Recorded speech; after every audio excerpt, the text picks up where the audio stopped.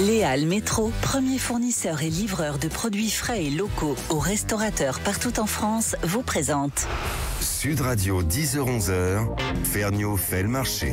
Bonjour à tous les amis, bon début de saison, bon début d'année avec un petit peu de diète, c'est ce qu'on s'est promis. Au moment du nouvel an, on a pris des bonnes résolutions et dans une société où quand même on est un peu en abondance alimentaire, il faut bien le dire, on n'est pas tous en train de crever de faim, eh bien la première résolution c'est en général de faire un petit peu attention à ce qu'on va manger, un peu moins de gras, un peu moins de sucre. On a bien ripaillé, on a bien festoyé en fête de fin d'année, on se dit au début on va faire un petit peu de sport et puis on va manger plus léger. Tac!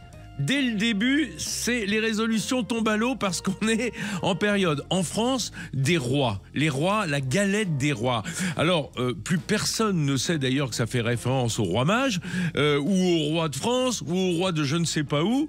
Cette galette des rois, c'est devenu en fait un événement gastronomique et un événement de notre vie gourmande parce que ça va se loger dans l'enfance. Alors aujourd'hui, on va faire un tour des galettes.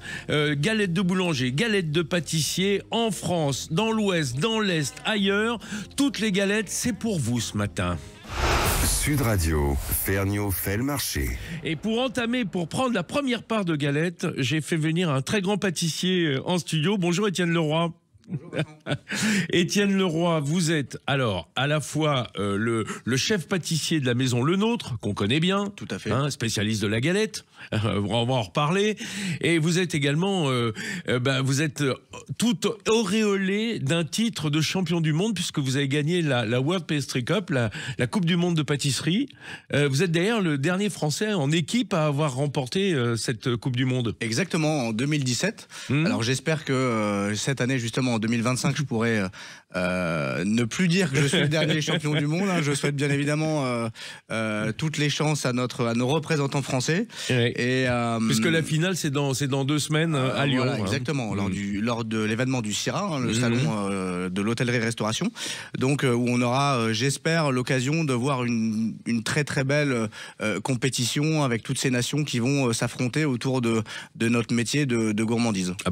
J'y serai, vous vous en doutez bien. Parce que ça fait un bout de temps que je suis la voix de cet événement également. Alors, Étienne Leroy, je vous ai fait venir parce que Le Nôtre est une référence en matière de galettes. Je recevais la semaine dernière Alexis Thiebaud, le pari d'Alexis, et chacun, et d'autres d'ailleurs, Laurent Guez, François Simon, je leur demandais un peu leur galette coup de cœur et Alexis me dit moi j'ai craqué sur la galette de Le Nôtre. Alors c'est pas que ça m'a étonné, parce que je connais votre place parmi les grands pâtissiers. C'est une grande maison de pâtisserie et pas seulement, de traiteurs également, mais que ce jeune influenceur ait été bluffé par la galette Panettone, me semble-t-il. C'est ça. J'ai été étonné parce que je me suis dit, il y a pléthore d'offres de galettes dans le monde actuel de la pâtisserie. Qu'est-ce qui fait le succès de cette galette en particulier ? On va dire qu'aujourd'hui, la galette est devenue aussi un moyen d'expression pour les pâtissiers pour se différencier. Il y a un challenge entre différents chefs, justement, pour essayer de se renouveler et d'offrir, de proposer une version différente, une nouvelle version, une revisite de la galette. Ça ne change pas la traditionnelle galette à la frangipane aux amandes qui est publicitée par nos clients. Ah oui, et puis bien évidemment. Une des plus classiques et des mieux faites, j'en témoigne. Et c'est même justement tout l'enjeu en fait de conserver la qualité sur cette galette classique et sur une série plus limitée, d'essayer d'offrir de l'originalité tout en conservant l'ADN d'une galette. Avec de la recherche et du développement chaque année, parce que ça doit être un casse-tête de trouver les idées de la nouvelle galette. Exactement, surtout en cherchant à rester dans l'ADN de la galette. L'ADN de la galette, c'est une très bonne pâte feuilletée, une très bonne frangipane. Après, on peut la parfumer avec ce qu'on veut, mais je pense, en tout cas, c'est ma vision et c'est la vision aussi de Guy Krenzer et de l'ensemble des chefs de la Maison Le Nôtre. On est une maison aussi ancrée dans une tradition et un savoir-faire français. Donc, on essaye d'apporter cette touche d'originalité. Mais toujours sur base de classicisme, surtout sur en une tout base cas de tradition. Voilà, exactement. Et donc, on a développé cette galette signature au panettone. Donc moi, cette galette, je l'ai énormément travaillée en complicité avec Raphaël Desperriers, qui est un peu aussi mon bras droit dans la maison Le Nôtre, parce que c'est quelqu'un qui a une affinité énorme avec les pâtes. Et d'ailleurs, pour preuve, quand vous dites les pâtes, la pâte, avec la pâte, on va dire la pâtes. grande pâte majuscule. Voilà, je pourrais parler beaucoup de Raphaël, mais d'ailleurs son frère est, pour l'anecdote, est meilleur ouvrier de France boulanger. Donc il a un vrai savoir-faire familial. Ah bah écoutez, je vais vous couper la parole tout de suite, Étienne, excusez-moi, parce que vous allez rester avec nous toute l'heure, vous allez être notre grand témoin. Vous avez parlé de meilleur ouvrier de France boulanger, j'en ai un en ligne, figurez-vous, parce que quand on parle galette, et c'est vrai qu'aujourd'hui il y a un peu cette compétition entre deux corporations que sont les pâtissiers et les boulangers, on entend beaucoup parler des galettes de pâtissiers et plus tellement de celles de boulanger, alors qu'à l'origine c'était évidemment un dessert et en tout cas un gâteau de boulanger. Et j'ai avec nous Joël Schwalbach, qui est meilleur ouvrier de France, boulanger en Moselle. Bonjour Joël. Bonjour Vincent. Alors, vous la ressentez quand même, cette dualité, cette petite compétition entre les boulangers et les pâtissiers. Vous n'avez pas l'impression que vous, les grands boulangers, vous avez été un peu dépossédés de votre galette? Oh non, dépossédés, je dirais pas. Je pense que la plus grande partie des galettes aujourd'hui en France, dans l'artisanat, est quand même encore achetée chez le boulanger. Mais c'est vrai que nous, on a tendance à rester plus sur la galette classique. On est un peu moins dans l'invention de galettes un peu plus originales, comme les pâtissiers seraient sans doute mieux le faire que nous. C'est là que vous voyez en fait une différence sur la créativité. Vous diriez que les boulangers sont largement les gardiens d'une certaine tradition, les gardiens du temple de la galette, alors que les pâtissiers parfois délirent un petit peu, vont un peu loin. C'est vrai que les pâtissiers, maintenant, on voit des galettes qui sont très très recherchées, parfois même qui sont plus faites en pâte feuilletée. Alors c'est magnifique, hein. Je suis complètement pour cette recherche et cette création qui met notre métier en valeur, quoi. Mais c'est vrai que c'est beaucoup plus pâtissier. Nous, en boulangerie, on va rester plus sur la pâte feuilletée. Alors une pâte feuilletée, on peut faire de la recherche sur la pâte feuilletée. On la fait maintenant souvent en inversé pour qu'elle soit plus friable. Il y a plus de beurre dans une pâte feuilletée inversée. J'explique à ceux qui nous écoutent qui ne sont pas techniciens. Voilà, donc il y a plus de beurre et c'est le beurre qui se met à l'extérieur de la pâte. De la détrempe, de cette abaisse. Voilà, ça, et ce qui fait une pâte feuilletée un peu plus friable, un peu plus fondante en bouche, qui est un peu plus de travail aussi, plus de maîtrise. Bien sûr, bien sûr. Et travailler. Le jour, j'en parlais avec une de mes filles qui disait: tu veux pas faire de la pâte feuilletée? Je dis: il faudrait déjà que j'ai un plan de travail réfrigéré. C'est important, Étienne, quand on parle de pâte feuilletée, de le faire sur du froid, que ça reste froid. Sinon, c'est trop élastique. La vraie difficulté du travail de la pâte, justement, c'est de prendre son temps, de lui laisser du temps de repos, justement, pour ne pas avoir une galette qui va complètement se déformer. Et bien évidemment, on va jouer avec le froid, puisque cette pâte, elle est riche en beurre. Donc, on va toujours essayer de travailler sur la plasticité technique du beurre, en fait. C'est-à-dire que forcément, si je laisse ma pâte feuilletée dehors, elle devient toute molle. Si je la prends trop froide, mon beurre va être cassant. Donc ça va être le juste milieu justement entre les deux pour pouvoir faire cette opération de tourage, donc d'étaler cette pâte sans casser ses feuillets et justement continuer à faire ce pliage qui va nous donner cette multitude de feuillets. Alors, sans trahir des secrets de fabrication, c'est vrai que le nôtre est reconnu pour la qualité de ses feuilletages, mais ça c'est un peu encore la figure tutélaire de Gaston Le Nôtre, qui était vraiment un amoureux de la pâte et de la pâte feuilletée et du beurre. Donc sûr, ça reste votre image de marque chez vous. Oui, alors ça fait partie des classiques. Le feuilletage, en finalité, on peut travailler autant qu'on veut pour revisiter certaines choses. Il y a des bases de notre métier. Comme je dis souvent, on n'invente rien, on réinvente ou on reprend des méthodes finalement assez anciennes. Et on a une vigilance justement sur ces points de classicisme, de tradition qui font finalement la gourmandise de notre pâtisserie, de notre ADN du savoir-faire français. Un feuilletage, quand il est bien réalisé, quand il est bien touré, quand il est bien cuit avec une belle torréfaction de la farine, une belle caramélisation, c'est là où c'est bon et finalement il n'y a pas forcément besoin de faire des choses très compliquées pour que ce soit très bon. Finalement la qualité d'un millefeuille, la qualité d'une galette, on va la retrouver dans la fraîcheur du produit. Ouais, la fraîcheur et comme vous le disiez, la technique, les techniques qui mènent à une perfection dans ce qu'on fait de plus simple. Joël Schwalbach, vous nous écoutez et je me dis, on a du mal à toucher du doigt la différence entre le travail que fait un pâtissier par rapport à un boulanger quand il s'agit de pâtes. Parce que une galette, à l'origine d'ailleurs, qui n'était pas fourrée, qui était juste une galette de pâte feuilletée, c'est quand même ce qu'on pourrait appeler une pâtisserie boulangère. Ça reste quand même du domaine du boulanger. Alors oui, souvent les pâtes, le feuilleté, ça vient du domaine de la boulangerie. C'est quand même plus après sur les examens boulangers, CAP boulanger, BP boulanger, que sur des examens pâtissiers. Mais c'est vrai que maintenant la pâte feuilletée est devenue très à la mode. On voit beaucoup aussi sur les réseaux sociaux, Instagram, des pâtissiers qui se mettent beaucoup au feuilletage. Ouais. Donc, et qui le maîtrisent très bien.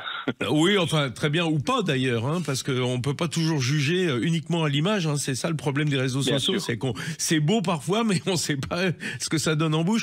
Mais juste un dernier mot, Joël Schwalbach, quand on est boulanger, c'est important dans la saison, les galettes, enfin je veux dire en termes de chiffre d'affaires, parce que à une époque, si vous aviez été boulanger au XVIIe, au XVIIIe siècle, je crois qu'elles étaient offertes par les boulangers parce qu'ils essayaient ainsi de regagner le droit de faire des galettes.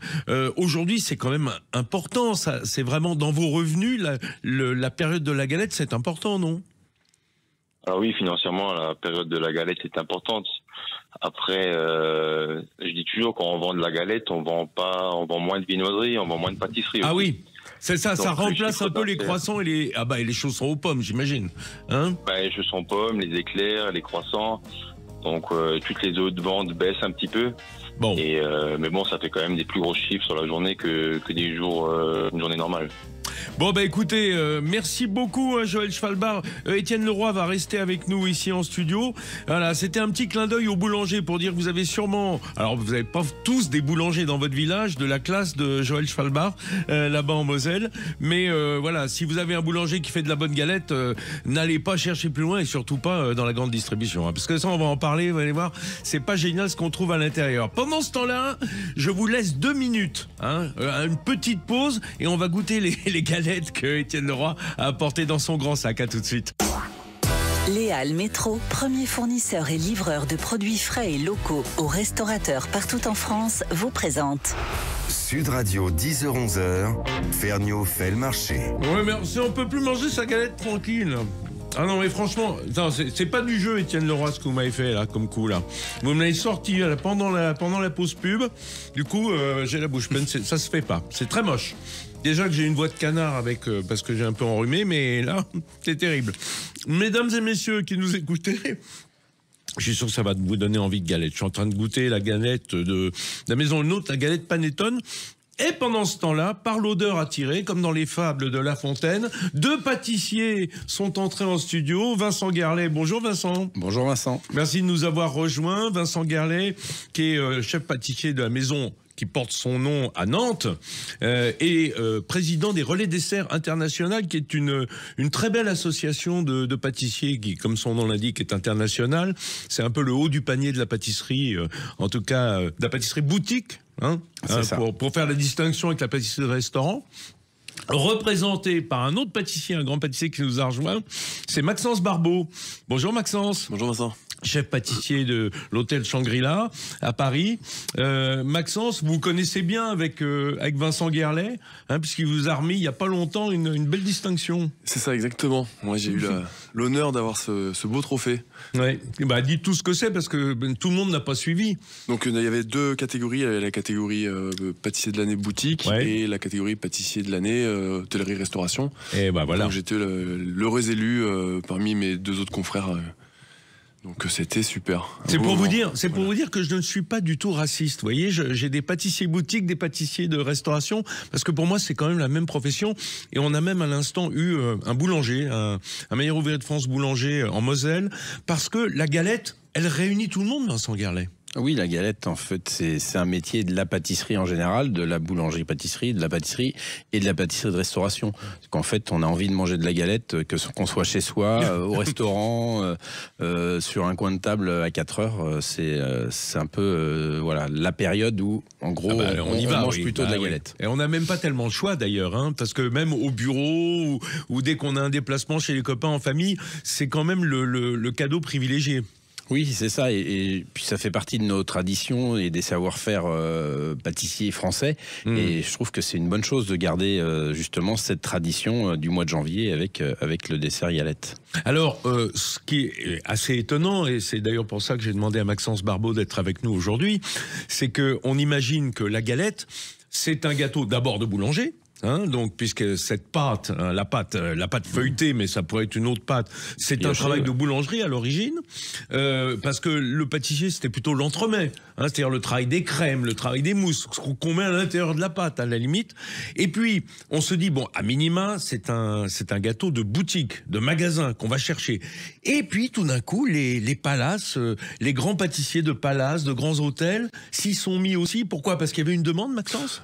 En fait, c'est vrai qu'il y a maintenant la galette s'est démocratisée un petit peu aussi. Déjà, avant c'était une semaine, l'épiphanie, maintenant c'est 15 jours, 3 semaines, maintenant c'est tout le mois de janvier. C'est tout le mois de janvier, voilà. Là, clairement, là, on est d'accord. Et c'est vrai que nous, à l'hôtel, on va la retrouver en forme signature, donc une recherche sur la galette chaque année, donc avec un design et des goûts différents. Et ensuite, il reste aussi vraiment, parce que moi, ce que j'adore par-dessus, c'est la galette traditionnelle avec la frangipane, une pâte feuilletée, et on la retrouve, nous, au brunch, où on l'a fait au format rillage classique Pithiviers, la classique. Pithiviers, c'est-à-dire un peu plus épais que ce que serait une galette. Vous êtes plus généreux sur le Non, on le reste sur le même. Non. On va rester sur le même. D'accord. Voilà, c'est une bonne crème frangipane légèrement romée, avec un peu de vanille. Et puis ensuite, on va retrouver aussi en amenities la brioche des rois. Qu'est-ce que c'est amenities? Amenities, c'est le client, il vient en chambre, il a son petit, voilà, sa petite, c'est les petits goodies, c'est voilà, le petit truc d'accueil, quoi, le petit plateau d'accueil. D'accord. Donc au final, on en a pour tous les goûts. La galette des rois signature, le gâteau des rois pour les brunchs, et la brioche des rois pour ceux qui sont plus dans le sud.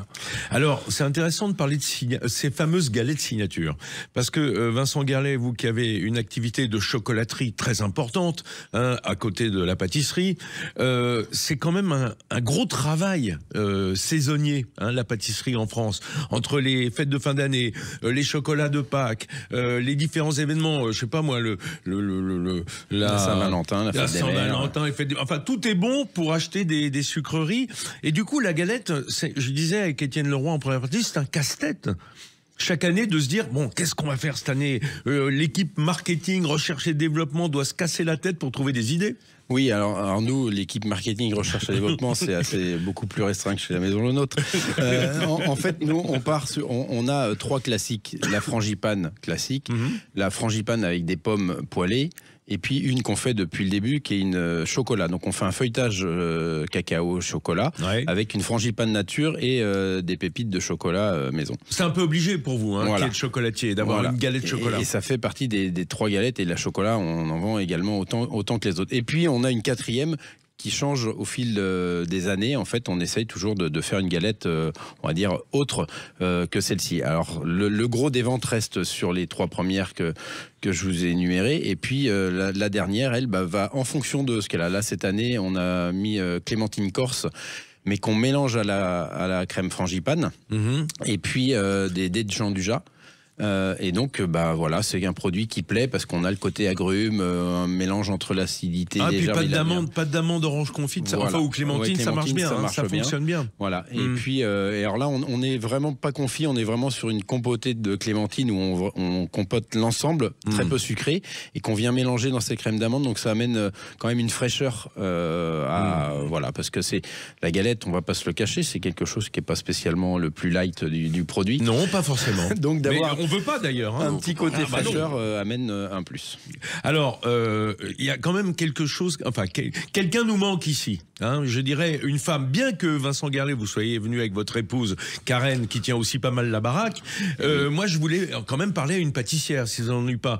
Comme on a un champion du monde avec nous, j'ai appelé la meilleure pâtissière du monde, Nina Métayer. Bonjour Nina. Bonjour. On est un peu trop masculin ici en studio, j'aurais bien aimé, mais vous êtes dans votre labo, vous bossez, vous faites des galettes le dimanche matin, c'est normal. Donc, mais merci d'avoir pris le temps de nous répondre par téléphone.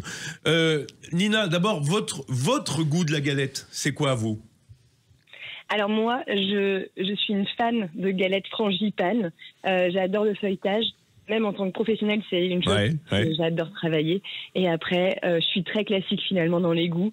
J'aime bien un bon goût d'amande, un bon goût de beurre. Côté régressif, quoi, hein, les souvenirs d'enfance. Exactement. Et avec un bon rhum aussi. Ah voilà, bah en fait un peu ce que nous a décrit Maxence Barbeau, c'est-à-dire un peu le canon de la beauté galettière, hein, c'est-à-dire une belle frangipane à la limite un peu de rhum ou un peu de vanille, mais en tout cas il y a un mot que j'ai pas entendu ici et c'est tant mieux, c'est amande amère, parce que je trouve que souvent c'est un peu comme le tonka à la place de la vanille, c'est-à-dire c'est le moyen pas cher de muscler en un goût d'amande qui est pas toujours recherché. Qu'est-ce que vous en pensez, Vincent, vous? Moi, j'ai jamais mis d'amande amère. En fait, j'aime pas ce goût justement amande amère parce que amaretto, quoi. Voilà, je trouve que c'est très difficile à doser et on a un goût qui pour moi paraît pas spécialement. C'est grossier, quoi. Voilà. Il y a un côté. Ça donne un goût très artificiel, en fait. Ouais, hein, Étienne, vous êtes d'accord? Oui, vous aussi. Vous aussi, Maxence? Moi, j'adore l'odeur à la colle Cléopâtre. Bon, ça n'a rien à voir, hein, mais. Non, effectivement, parce qu'on n'en met pas dans les galettes. C'est ça, mais vraiment, après, en twistant avec l'amaretto, comme vous l'avez dit, Vincent. Ouais, d'accord, d'accord. Et Nina, donc pas d'amande amère chez vous non plus? Alors non, moi je trouve que quand on a des bons ingrédients, il se suffit à eux-mêmes. D'accord. Et justement, quand on a moi j'aime bien justement le twister avec un bon rhum, parce que c'est ce qui va apporter le côté un petit peu, qui va faire même ressortir l'amande et qui va faire ressortir toutes les bonnes saveurs qu'il y a à l'intérieur. Alors, j'ai vu vos galettes, je les ai vues en photo, hein, je les ai pas goûtées. Elles étaient superbes parce que vous travaillez magnifiquement. D'ailleurs, le décor c'est important sur une galette, hein, la brillance, la scarification, la façon dont on donne du relief. Pouvez-nous la décrire, votre galette, cette année? Alors cette année j'en ai 3, donc j'ai la classique justement très classique frangipane rhum et j'ai l'autre une deuxième qui représente le vitrail de Notre-Dame. Ah oui, c'est vrai que sur le dessus. Une rosace, c'est ça? Exactement. Ouais, j'avais adoré cette idée, c'était magnifique. Là vous avez eu une grande idée, Nina, très honnêtement. Merci. Et puis après, il y a la troisième, et là, celle-là, elle est plus cacaotée. Et là, on est sur un praliné avec du gruau de cacao, avec du sarrasin, un feuilletage. Donc ça croque. Ça croque un petit peu, ça croustille. Ouais. Exactement. D'accord. Et avec une petite pointe de fleur de sel. Et là-dessus, il y a une tuile qui représente la boussole parce que je viens d'ouvrir 2 boulangeries à La Rochelle. Et notamment, j'ai repris ma boulangerie d'apprentissage où j'ai fait mon apprentissage quand je faisais quand j'étais boulangère. D'accord. Denis Baron qui m'a formé, m'a revendu ces boulangeries et c'est un peu mon retour aux sources cette année. Alors c'est pas pour faire des histoires, hein, mais on a ici 2 Bretons, on va dire, en tout cas un Ligérien, bah oui, Nantes c'est un peu quand même la Bretagne, hein, historiquement. Donc Vincent Garlet et Maxence Barbeau.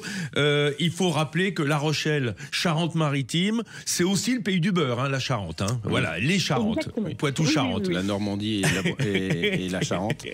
Ça fait partie quand même de ce grand ouest du beurre qui est très pâtissier. On reste ensemble, messieurs. Merci beaucoup, Nina, de nous avoir passé un petit coup de fil. Ça donne envie, en tout cas, ce que vous avez décrit. Nous, on va se replonger un petit peu dans les galettes d'Étienne Leroy, là, qui en a encore plein les paniers. Et on se retrouve dans quelques minutes, mesdames et messieurs. Les Halles Métro, premier fournisseur et livreur de produits frais et locaux aux restaurateurs partout en France, vous présente. Sud Radio, 10h-11h, Ferniaud fait le marché. Bon, très honnêtement, je ne vais pas vous mentir, il y a des matins où quand on a de la galette à déguster pendant la pause pub, ça revient toujours trop vite l'émission. Voilà, on aimerait pouvoir rester un peu le nez dans la galette, Étienne Leroy. Elle est formidable, votre galette Panettone. Ravi que ça te plaise. Spécialité de la maison Le Nôtre, de garder toujours ce classicisme, d'avoir le feuilletage et la frangipane, mais avec une autre couche à l'intérieur, en quelque sorte.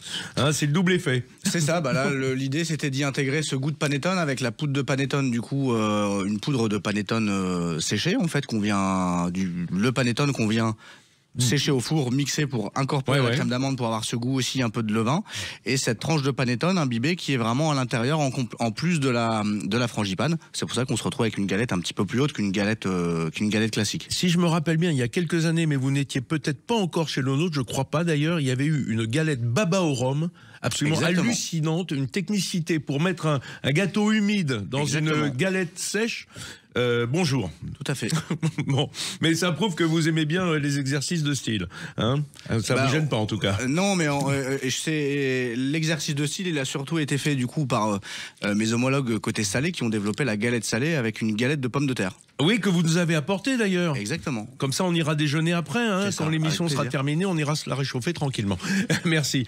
Messieurs, on parle galette ce matin. Alors, il y a une vraie dualité. Alors, je disais entre boulanger et pâtissier, c'est vrai, hein, parce que à l'origine c'est plutôt un dessert boulanger, mais qui a été récupéré par les pâtissiers. Mais c'est normal, la profession de pâtissier, elle est venue aussi après la profession de boulanger. Et puis il y a une autre dualité en France. Vincent Gallet, ça va vous parler. C'est cette dualité Est-Ouest.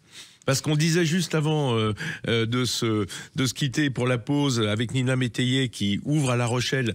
Bon, bah tout ça, c'est la frange ouest. C'est normal, c'est le pays du beurre. Depuis le bas de la Charente jusqu'à la Normandie, c'est le pays du beurre, l'Ouest.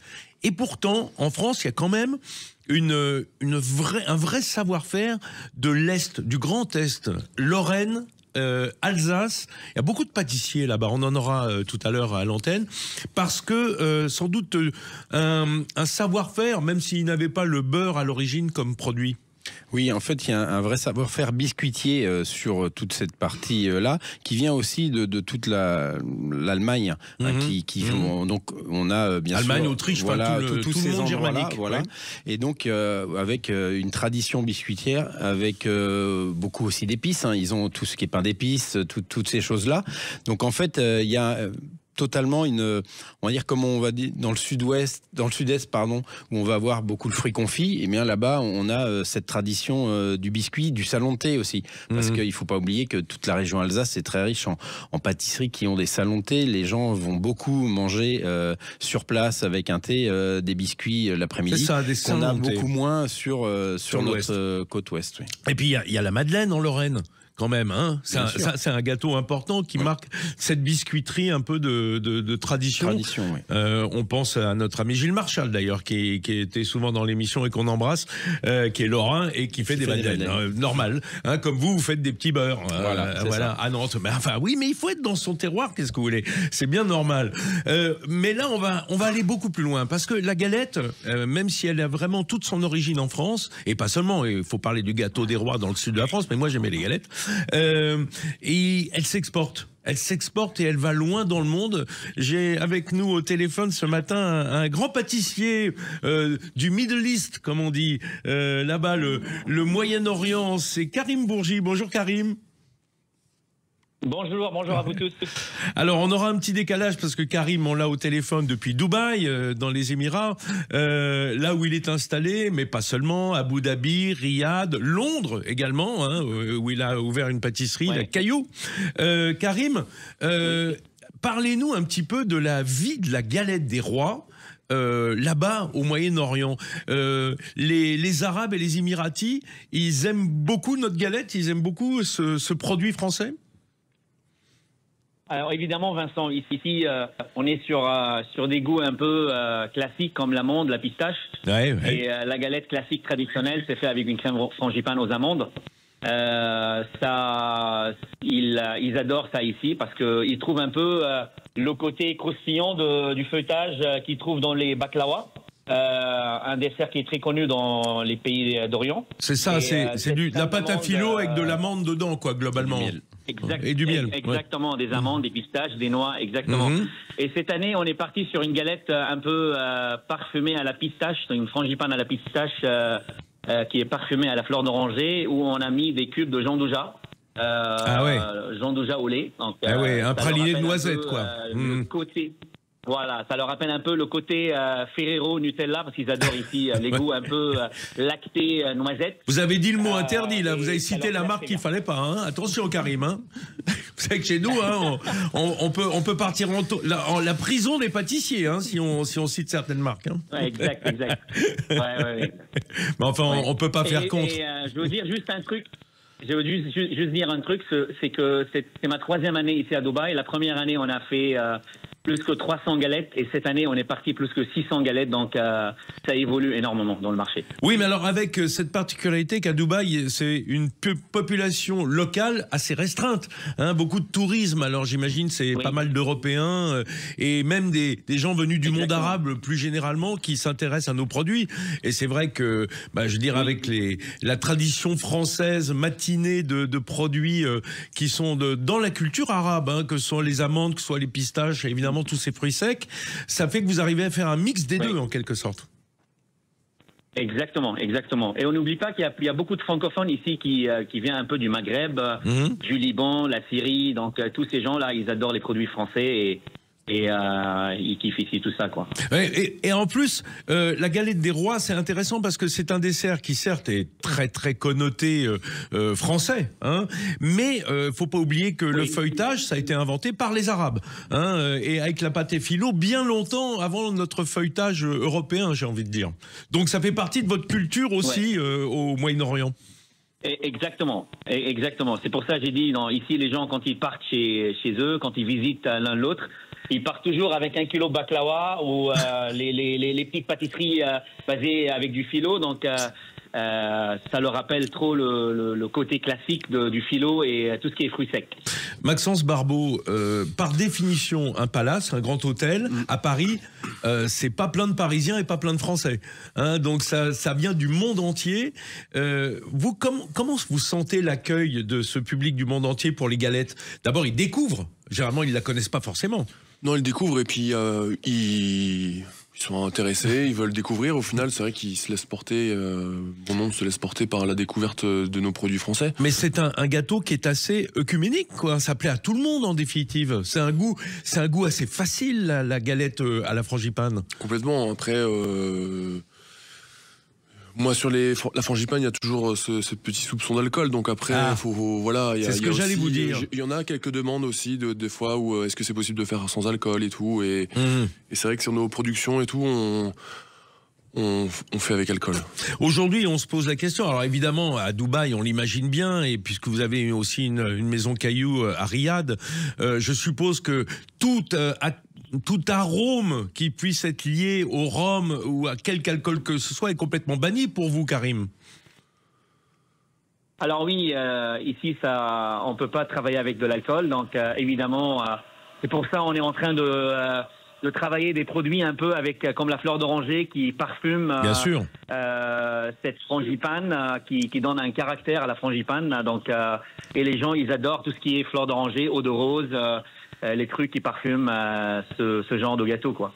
Est-ce que chez le nôtre, on se pose la question, Étienne Leroy, parce que j'ai vu, moi, la pâtisserie parisienne, en particulier, évoluer avec une clientèle, je veux dire, souvent venue du Golfe, hein, des pays du Golfe, qui bannissait complètement, effectivement, l'apport de produits alcooliques ou que ce soit des produits de liqueur dans les gâteaux. Est-ce que vous, c'est un axe de recherche? Bien sûr, parce que, alors, on ne l'exclut pas, c'est-à-dire qu'il y a des gâteaux emblématiques d'ailleurs de Gaston Lenotre comme le Bagatelle où on va retrouver des notes d'alcool, puisqu'à la base le soufflé glacé Rothschild, hein. Voilà, exactement. Carrément, il y a du Grand Marnier, on peut pas faire sans. Hein. Et puis parfois l'alcool dans une poêlée de fruits, dans une compotée de fruits, c'est vraiment un exhausteur de goût. Donc le kirsch, on va pas. Voilà. Moi, je suis un dingue du kirsch dans les fruits. Je trouve que même si ça se sent pas, ça vient réveiller le goût des fruits. Exactement. Mais on va pas le bannir, mais on va avoir des produits. Par contre, on va se l'interdire justement pour pouvoir satisfaire toutes nos clientèles. On va avoir des produits avec alcool, on va avoir des produits complètement sans. On va se dire tiens, peut-être que ça aurait été bon d'en mettre un petit peu, mais on va se dire on va chercher pour trouver à avoir le goût sans ajouter d'alcool. En revanche, avant de se quitter pour cette pause là, rassurez-moi, pas de produits vegan, hein. Le beurre dans toutes les galettes. On est d'accord, messieurs? On est d'accord, le beurre dans toutes les galettes. Oui. Ouf! Ah non, parce que j'ai eu peur à un moment. Merci beaucoup, Karim. Je vous laisse retourner au labo en ce dimanche matin. Merci de nous avoir appelés. Merci. Et ça sera avec grand plaisir. On viendra goûter. On viendra goûter à la fleur d'oranger. Ouais, hein, quand on viendra à Dubaï. Allez, on se retrouve dans quelques minutes pour terminer ce tour du monde des galettes.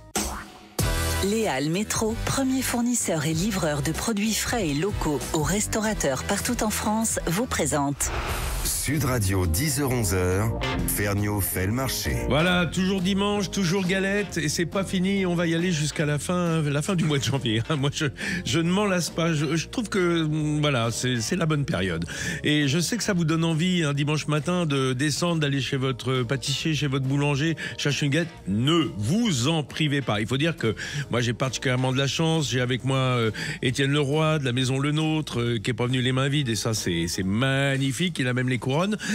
Vincent Guerlet de la pâtisserie Guerlet à Nantes et président des Relais d'Enser International. Maxence Barbeau en studio également, le chef pâtissier du Shangri-La Palace à Paris. Et puis au téléphone, j'ai été chercher un Lyonnais parce que vous avez remarqué, quand on parle cuisine, on parle souvent lyonnais, hein, mais là on est quand même très est-ouest, hein, on est entre la... et surtout ouest ce matin, mais il y a un lyonnais quand même qui a son mot à dire, c'est Richard Sèvres qui est avec nous au téléphone. Bonjour Richard. Bonjour Vincent. Pourquoi est-ce que vous avez votre mot à dire? Alors moi je vais vous le dire, hein, parce que dans la frangipane, il y a de l'amande, c'est même l'élément principal, mais il y a différentes façons de travailler l'amande, et vous, grâce à une spécialité bien lyonnaise, Richard, vous avez une frangipane à nul autre pareil. Racontez-nous ça. Eh bien, je fais une frangipane à la praline rouge. À Lyon, on a une spécialité, ce sont les pralines rouges, ce sont des amandes torréfiées enrobées d'un sucre vanillé. Et nous, on les fabrique à la vanille de Madagascar en plus. Et donc, au lieu de sucrer la frangipane avec du sucre, eh bien, j'ai retiré tout le sucre de la frangipane et je sucre la frangipane avec la praline rouge. Vous broyez vos pralines, quoi? On broie les pralines, on les broie très fines pour obtenir, on va dire, une poudre, et on rajoute, comme je suis très gourmand, on rajoute des morceaux de praline à l'intérieur. Ouais, ce qui fait que, alors je peux le dire parce que je connais bien cette galette qui est très fine d'ailleurs, hein. Souvent les galettes elles gagnent un petit peu en épaisseur, hein. Maxence Barbeau parlait tout à l'heure de Pithiviers, c'est vrai qu'on fait plus tellement la différence entre les galettes bien fourrées et le Pithiviers. Vous, elle reste volontairement assez fine parce qu'elle est assez sucrée, donc il faut pas que ça soit écœurant, c'est ça Richard Sèvres? Assez sucré, oui et non, parce qu'en fait la frangipane réalisée avec les pralines, elle est moins sucrée qu'une frangipane au sucre normale. Ah ouais? Eh oui, parce que la praline, elle a un pouvoir sucrant inférieur au sucre. Ah bah voilà le truc. Alors surtout ça garde une texture, l'amande. C'est ça que j'aime bien, moi, dans vos galettes. C'est que du coup, c'est pas une poudre d'amande, hein, puisque les amandes sont concassées un peu plus grosses, c'est qu'on peut tomber sur des morceaux d'amande comme dans les pralines, quoi. Tout à fait. Et une des particularités de ma galette, c'est que je lui fais un glacis à mi-cuisson avec le sirop de confisage de nos marrons glacés. Ah bah voilà. C'est pour ça qu'elle brille et c'est pour ça qu'elle est toute luisante en définitive. D'ailleurs, Vincent Guerlet, traditionnellement, on mettrait de l'œuf sur les galettes. De plus en plus, on voit des sirops qui viennent après orner pour donner justement ce brillant. Alors, en fait, il y a les deux. Il y a toujours les deux. Il y a la dorure qui va donner le côté doré de la galette. Et puis, donc à mi-cuisson, à 3 quarts cuisson, en fin de cuisson, ça c'est vraiment à chacun. Il y a soit un sirop, soit une opaline. Qu'est-ce que c'est une opaline? Une opaline, c'est en fait, on va faire un sucre cuit. Nous, c'est ce qu'on fait chez nous, qu'on va remixer et qu'on vient tamiser dessus aux 3 quarts de la cuisson. Une sorte de sucre glace, quoi. Alors, oui, c'est un sucre cuit, un caramel en fait. Et un caramel blanc. Voilà, un caramel blanc et qu'on vient repasser après au four et qui donne ce côté brillant et aussi une légère coque en fait croustillante. Côté craquant, voilà, un tout petit peu. Hein. Voilà, qui va garder en fait aussi toutes les saveurs du feuilletage tout au long de la journée. Ce qu'il faut bien penser aussi, c'est une galette, elle va être cuite le matin, souvent assez tôt. Et donc, quand vous la mangez le soir, eh bien, c'est bien d'avoir ce côté un petit peu qui garde la fraîcheur du feuilletage, quoi. Étienne Leroy, chez vous aussi, vous remettez une sorte de glaçage sucré sur vos galettes? Oui, exactement. On va passer un sirop de sucre, en fait, sur la fin de cuisson. Au pinceau. Justement. Voilà, exactement. Qui va permettre de lustrer cette galette, hein, de la faire, d'avoir une brillance. Comme des chaussures bien cirées, quoi. Voilà, comme un glacis. Exactement. Alors, sans être trop épais non plus, justement, pour pas resucrer la galette, mais c'est vrai que la galette de Monsieur Sèvres à Lyon est très très bonne, justement, avec cette technicité de glaçage avec le sirop des marrons glacés. Ouais, et puis ça donne une belle apparence, puis elles sont bien cuites, hein. C'est un doré profond, on va dire, hein, chez Sèvres. Maxence Barbeau, j'ai vu votre galette signature. elle est assez insensée quand même. Elle a pris du volume, on va dire, par rapport à une galette classique. Vous pouvez nous la décrire? En fait, le but c'était de partir sur les petits palmiers de l'enfance. Voilà, rouler au sucre, le feuilletage, voilà.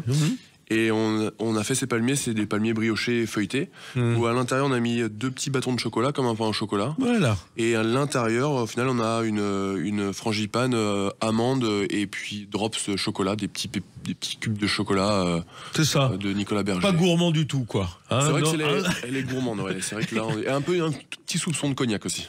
Ah oui, voilà. C'est ce qui. Oui, voilà. Le côté breton. C'est le côté avec le pouce, quoi. Voilà, on va mettre un petit peu de cognac. C'est ça. Mais Maxence, vous savez, ça m'a fait penser vraiment à un Kouign-Amann.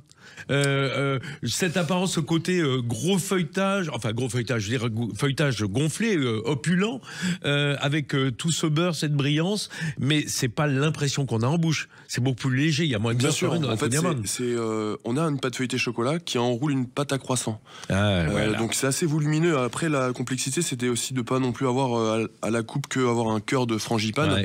Donc c'est de mettre cette frangipane un tout petit peu en dessous de ces palmiers, parce qu'au final, on a quand même c'est des galettes un peu contemporaines, c'est pas des. Bien sûr. C'est vrai que. Bien sûr. Chez ma mamie, elle va me dire c'est quoi cette galette, c'est pas de la galette, ça. Et donc c'est vraiment une autre approche sur. Je voudrais dire, les mamies bretonnes, elles aiment pas ça. Ça rigole pas.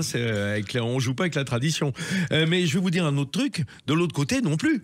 Regardez par exemple, j'ai en ligne Christophe Felder, qui est un très grand pâtissier alsacien à Mutzig avec son collègue Camille Le Sec. Christophe, ça rigole pas non plus les mamies en Alsace, avec la tradition. Ah, on l'a perdu. Papy, mais allez-y, oui, je vous entendais pas. Ah, non, ni les mamies, ni les papis d'ailleurs.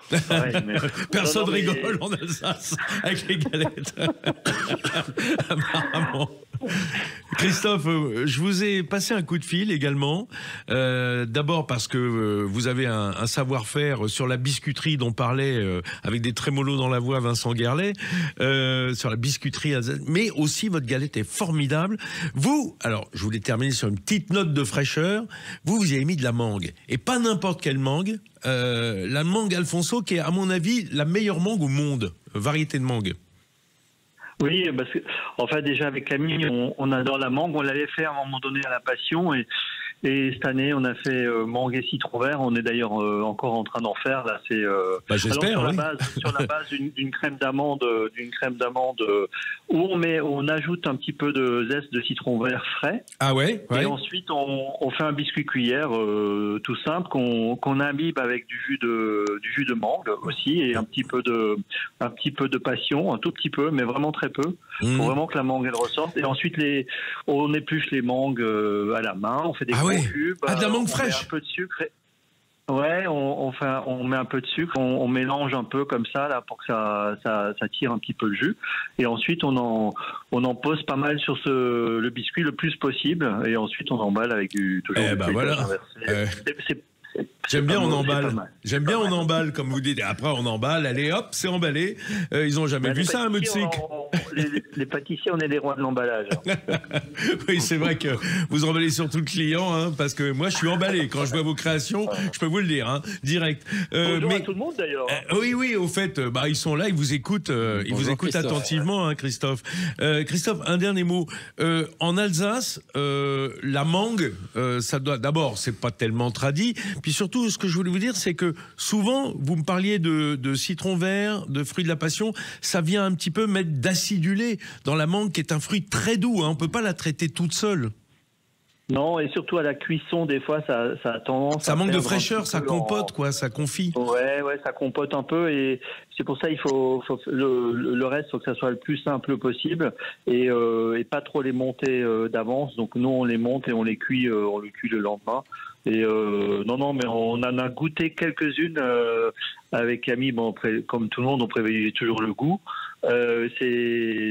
Franchement, c'est pas mal. Il faut que les morceaux de mangue soient bien gros.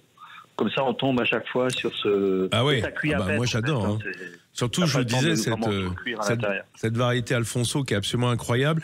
Votre collègue et vous, les deux compères, là, Camille et Christophe, ils sont toujours d'accord sur les dégustations? C'est pas facile de travailler à deux, Bah non, mais des fois c'est moi qui l'écoute, après des fois c'est lui qui m'écoute.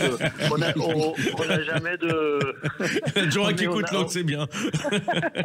Ouais, et c'est entre nous, comme on n'est pas un couple, on n'est pas mariés, donc il n'y a pas de dispute, tout va bien. Ah, c'est ça le secret. Bah, voilà. Ben il vaut mieux être collègue qu'en couple, oui, c'est sûr, hein, quand on travaille ensemble. Ouais, avec un petit verre de kirsch à la fin, ça se passe bien. Avant de se quitter, Richard Sève, vous avez une galette signature cette année, vous aussi? Enfin, parce que je sais que vous en faites des créations chaque année. Non, chez nous, on reste très classique. Ah, bah, quand on a la praline rouge, de toute façon. Praline rouge et frangipane nature, on va dire, on pourrait pas, nos clients seraient trop déçus. Bon. Mais ce qui est intéressant, ce qui est super sympa dans la galette, c'est que chaque pâtissier interprète la galette à sa façon. Ah, bah j'espère, oui. Et sa clientèle aussi, hein, parce qu'il y a voilà. On triche pas avec sa clientèle, hein, c'est quand même eux qui ont le dernier mot, hein, en général. Ils vous le font savoir si c'est pas à la hauteur de ce qu'ils attendent. Bon, allez, il me reste à vous remercier, Richard Sève à Lyon, Christophe Felder à Mutzig, Étienne Leroy pour la Maison Le Nôtre, Vincent Guerlet, le Nantais, Maxence Barbeau, parisien, au Shangri-La Palace. Et je peux vous dire un truc. L'émission se termine, mais nous, on n'en a pas fini parce qu'on n'a pas goûté la galette aux pommes de terre d'Étienne Leroy. Voilà, les amis, j'espère que vous n'avez pas une indigestion de galette. J'espère, hein. Moi, je trouve que côté galette, la vie est plutôt bien faite en général. Je sais que je vais en avoir marre fin janvier. Juste au moment où ça va s'arrêter. Ça tombe bien, non? Donc, juste le temps d'être couronné parce que j'ai pas encore trouvé la fève. Mais ça va, je vais me rattraper. Allez, direction les infos de 11h, puis retrouver Alexandre Devecchio en toute vérité. Il n'aura pas de galette, lui. Pour moi, il est l'heure de reprendre de la galette. Toujours plus de fèves. Depuis ce matin, je cherche. Hein. Je peux vous dire, j'ai creusé. Allez, c'est l'espoir fait vivre. Bon dimanche à tous et bonne fève et bonne galette. Léal Métro, premier fournisseur et livreur de produits frais et locaux aux restaurateurs partout en France, vous a présenté Sud Radio, Ferniaud fait le marché.